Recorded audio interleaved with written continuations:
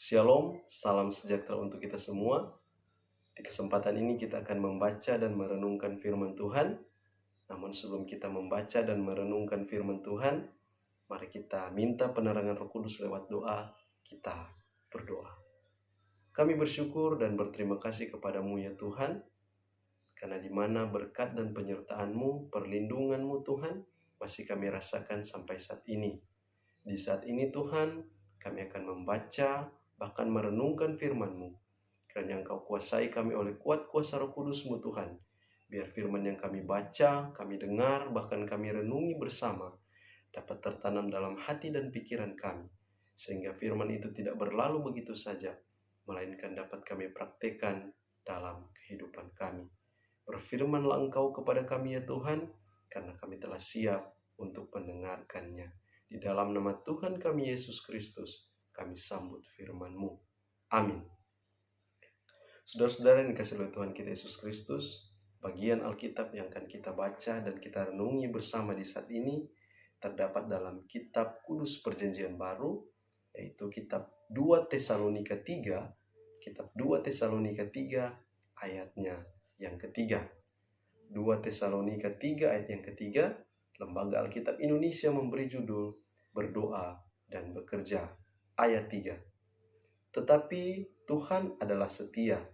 Ia akan menguatkan hatimu dan memelihara kamu terhadap yang jahat.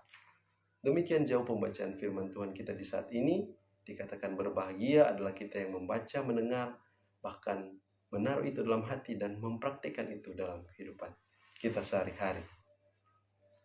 Saudara-saudara yang kasih oleh Tuhan kita Yesus Kristus, judul khotbah, judul perenungan kita di saat ini adalah kesetiaan menanti janji Tuhan. Saudara-saudara yang kasih oleh Tuhan kita Yesus Kristus, kitab Tesalonika merupakan kitab yang ditulis Paulus dan ditujukan langsung kepada jemaat yang ada di Tesalonika. Tesalonika merupakan salah satu kota yang berada atau yang terletak di Makedonia.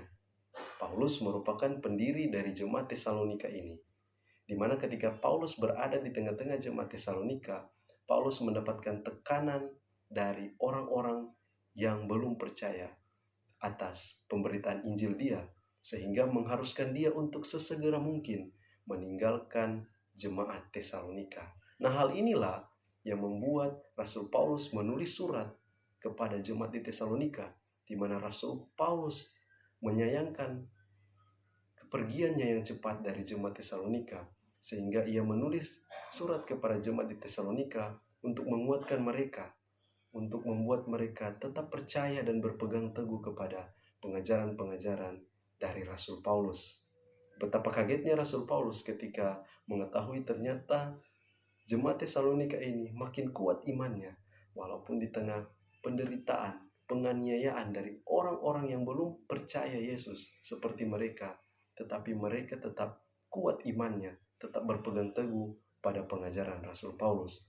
Namun di satu hal, ajaran dari Rasul Paulus mengenai kedatangan Tuhan Yesus yang kedua kali banyak disalahartikan oleh jemaat-jemaat yang ada di Tesalonika, sehingga mereka salah pengertiannya. Nah, inilah yang melatar belakangi Paulus menulis suratnya yang kedua kepada jemaat di Tesalonika, di mana surat yang kedua ini bertujuan untuk menjelaskan bagaimana pengajaran atau maksud dari pengajaran Rasul Paulus sebenarnya, dan juga menguatkan jemaat di Tesalonika di tengah penganiayaan.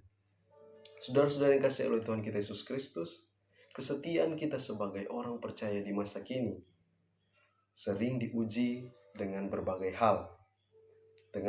hal duniawi tentunya, yang menggoda kita untuk tidak lagi setia akan perintah Tuhan. Tidak hanya itu, kesetiaan kita kepada Tuhan juga seringkali diuji ketika sesuatu hal yang kita minta dan pinta, sesuatu hal yang kita dambakan sejak lama, itu belum terkabul. Hal itu seringkali melunturkan kesetiaan kita terhadap Tuhan. Kesetiaan seperti apakah yang harus kita tunjukkan sebagai orang Kristen atau orang percaya masa kini? Saudara-saudara yang kasih oleh Tuhan kita Yesus Kristus, pada ayatnya yang ketiga, ini menunjukkan kesetiaan Tuhan bagi janjinya kepada manusia. Jadi bagian yang kita baca pada ayat yang ketiga yang mengatakan bahwa kesetiaan ialah kesetiaan dari Tuhan akan janjinya kepada jemaat yang ada di Tesalonika. Janji Tuhan tidaklah seperti dengan janji manusia. Janji Tuhan tidak sama halnya dengan janji yang manusia lontarkan atau janji yang manusia janjikan. Janji yang manusia berikan masih 50-50 atau 50-50 ia akan tepati atau ia akan setia pada janjinya. Belum tentu janji manusia dia akan tepati atau dia akan setia pada janjinya. Contoh, ketika manusia berjanji untuk melayani Tuhan sampai akhir hayat, belum tentu janjinya itu bisa ia penuhi, karena hanya sebatas janji manusia terhadap manusia saja. Tetapi janji dari Tuhan, janji dari Yesus yang memberikan penghidupan kepada jemaat Tesalonika, bahkan kepada kita sekarang ini, adalah janji ya dan pasti, janji yang benar, dan janji yang akan ditepati oleh Tuhan. Penyertaan penuntunan Tuhan yang dijanjikan oleh Tuhan lewat kesaksian Alkitab pasti dan benar akan Tuhan tepati dan sekarang sedang ditepati. Saudara-saudara yang kasih oleh Tuhan kita Yesus Kristus, ketika kita bersedia untuk mengikuti Yesus, mengaku untuk mengikuti Yesus, maka kita tidak akan terhindar dari yang namanya pergumulan, tantangan, bahkan pun penganiayaan. Bagian Alkitab dalam Injil telah mengingatkan kita bahwa ketika kita mau mengikuti Yesus, kita harus siap memikul salib, menyangkal diri, dan mengikuti Yesus. Artinya di sini bahwa kita harus siap dengan setiap tantangan, kita harus siap dengan segala pergumulan, bahkan pun penganiayaan yang akan kita temui ketika kita sepakat atau ketika kita mengaku mengikuti Yesus. Tetapi satu hal yang perlu kita ketahui bahwa janji dari Yesus pasti akan ditepati.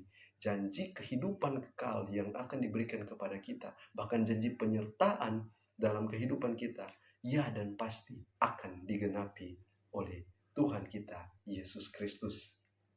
Tetapi perlu kita ingat, di tengah kesetiaan kita menanti janji Tuhan, Tuhan memberikan kita satu hal, dan satu hal ini tidak diberikan oleh siapapun, dan satu hal ini tidak dapat kita peroleh dari siapapun. Hal apa yang diberikan oleh Yesus? Tentu pengharapan akan janji-janji dari Dia. Saudara yang kekasih, dalam perenungan kita di saat ini, ada satu ilustrasi yang ingin saya bagikan kepada saudara-saudara pendengar, yaitu mengenai seorang tuan dan anjing peliharaannya. Anjing ini bernama Michiko. Anjing ini dirawat oleh tuannya, dibesarkan oleh tuannya, tidak hanya dirawat, tidak hanya dijaga, tetapi juga dilatih untuk melakukan hal-hal yang luar biasa atau hal-hal yang hebat. Rutinitas dari anjing ini adalah menemani tuannya pergi dan pulang kantor. Ketika pagi datang, jam pergi ke kantor atau pergi ke tempat kerja dari tuannya ini, si Michiko ini atau anjingnya ini akan mengantar tuannya sampai ke kantor. Setelah ia mengantar tuannya ke tempat kerja tuannya, ia akan kembali ke rumah tuannya. Setelah jam pulang kantor atau sudah sore, ia juga akan pergi ke tempat di mana tuannya akan menyapa dia dan akan pulang bersama-sama dengan dia. Kebetulan yang dia kunjungi atau tempat yang biasa tuannya dengan dia bertemu adalah tempat halte bus. Tempat halte bus ini merupakan tempat di mana tuannya ini akan turun dan akan menyapa dia dan akan sama-sama kembali pulang ke rumah tuannya.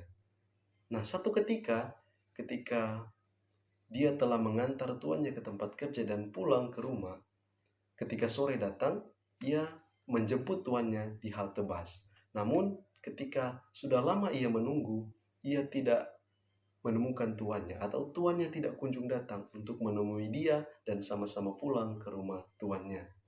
Ternyata tuannya ketika sedang melaksanakan pekerjaan di kantor, tuannya mengalami serangan jantung, sehingga dilarikan ke rumah sakit dan mendapatkan perawatan yang intens selama berhari-hari. Nah, si Michiko ini karena setia kepada tuannya, ia rela menunggu tuannya berhari-hari di halte bus tersebut. Dengan kondisi yang lapar, dengan kondisi yang tidak makan, energi yang semakin berkurang membuat Michiko ini akhirnya meninggal karena tidak tahan lagi. Nah, saudara-saudara yang dikasihi oleh Tuhan kita Yesus Kristus, apa yang dapat kita tarik dari cerita ini? Tentu kesetiaan yang ditampilkan oleh hewan ini atau anjing ini, Michiko ini, haruslah kita lebih tinggi kesetiaannya dari anjing ini. Masakan seekor anjing saja memiliki kesetiaan yang begitu besar kepada tuannya. Bagaimana dengan kita, seorang manusia yang diciptakan atau ciptaan paling mulia? Masakan kita tidak bisa memiliki kesetiaan yang lebih tinggi dari anjing ini kepada Tuhan kita, yaitu Yesus Kristus, Sang Pemberi kehidupan, sumber kehidupan kita. Masakan kesetiaan kita kalah dari seekor anjing ini? Tentu saja kita harus lebih dari anjing ini. Bagaimana caranya? Tentu dengan melatih diri kita untuk setia kepada Tuhan. Kesetiaan kita, seperti yang saya katakan tadi, seringkali kendor. Kesetiaan kita seringkali luntur.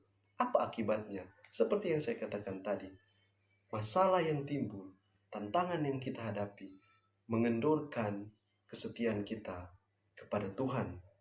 Dan satu hal lagi yang saya katakan tadi, poin pentingnya adalah kesetiaan kita seringkali kendor ketika hal yang kita inginkan atau hal yang kita minta dan pinta kepada Tuhan yang kita dambakan lama dan itu belum terpenuhi. Nah, itu yang membuat kesetiaan kita kendor, kesetiaan kita hilang kepada Tuhan. Tetapi mari mulai sekarang kita belajar untuk setia. Apapun yang terjadi, apapun tantangan, apapun rintangan yang kita hadapi, apapun tawaran duniawi yang terlihat lebih dari tawaran yang Tuhan berikan, tetapi mari kita tetap setia kepada Tuhan, menanti janji Tuhan, menanti penyertaan Tuhan. Dan penyertaan Tuhan itu ya dan pasti, dan sementara kita rasakan sampai saat ini. Semoga firman Tuhan di saat ini dapat menguatkan kita.